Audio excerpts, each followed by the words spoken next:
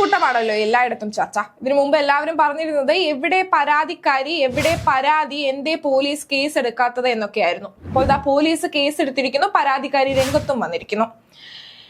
ഇനി ഉള്ള ചോദ്യം മറ്റൊന്നുമല്ല, രാഹുൽ മാങ്കൂട്ടത്തിനെ ന്യായീകരിക്കാൻ കഴിയുമോ? അല്ല, ഇത്രയും നാൾ എല്ലാവരും പറഞ്ഞത് രാഹുൽ തെറ്റുകാരനാണെങ്കിൽ കേസ് എന്തേ എന്നായിരുന്നല്ലോ, അതുകൊണ്ട് പറഞ്ഞതാ. രാഹുൽ മാങ്കൂട്ടത്തിൽ പോലും ഈ ചാറ്റുകൾ നിഷേധിച്ചിട്ടില്ല. രാഹുൽ മാങ്കൂട്ടം പറയുന്നത് രാജ്യത്ത് ഇപ്പോഴത്തെ നിയമം അനുസരിച്ചിട്ട് താൻ തെറ്റൊന്നും ചെയ്തിട്ടില്ല എന്നാണ്. എന്നാൽ രാഹുൽ മാങ്കൂട്ടത്തിൽ ധാർമ്മികമായ കുറ്റകൃത്യം ചെയ്തു എന്നതാണ് ഇപ്പോൾ തെളിയുന്നത്. രാഹുൽ മാങ്കൂട്ടത്തിനെ പോലെ മികച്ച രാഷ്ട്രീയ ഭാവിയുള്ള ചെറുപ്പക്കാരൻ രാഷ്ട്രീയത്തിലേക്ക് ഇറങ്ങി വരുമ്പോൾ ജാഗ്രത കാണിക്കണമായിരുന്നു. ഇതുകൂടാതെ സത്യമല്ലാത്ത പല വാർത്തകളും ഇതിനൊപ്പം പ്രചരിക്കുന്നുമുണ്ട്.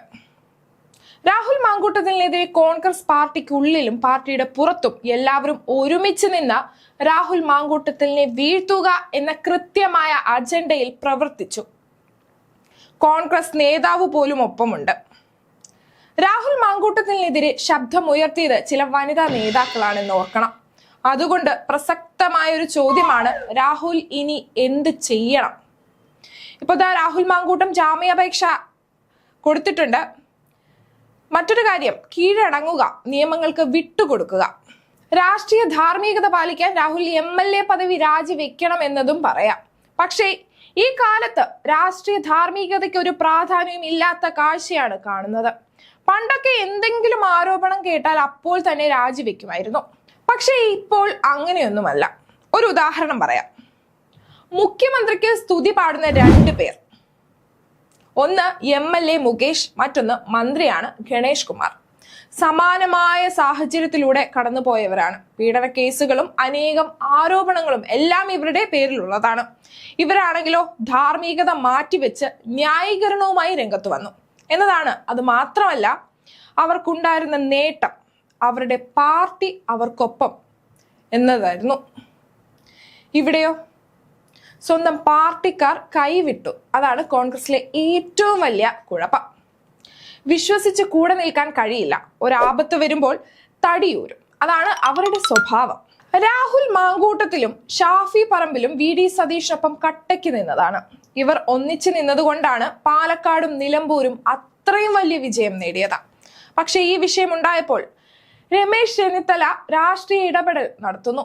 VD സതീഷിനെ വെട്ടാൻ പറ്റിയ സാഹചര്യം എന്ന നിലയിൽ VDയുടെ അടുപ്പക്കാർ എന്ന നിലയിൽ രംഗത്ത് വരുന്നു.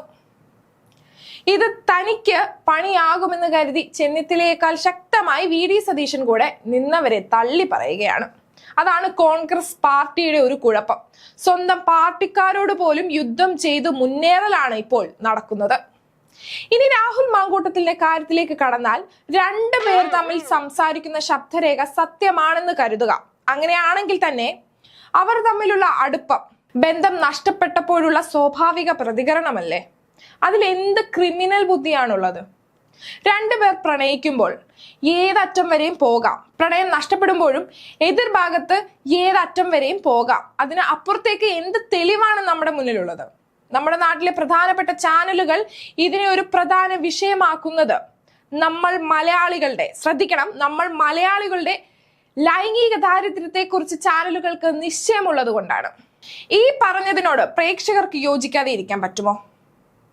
കമന്റായി രേഖപ്പെടുത്തുക.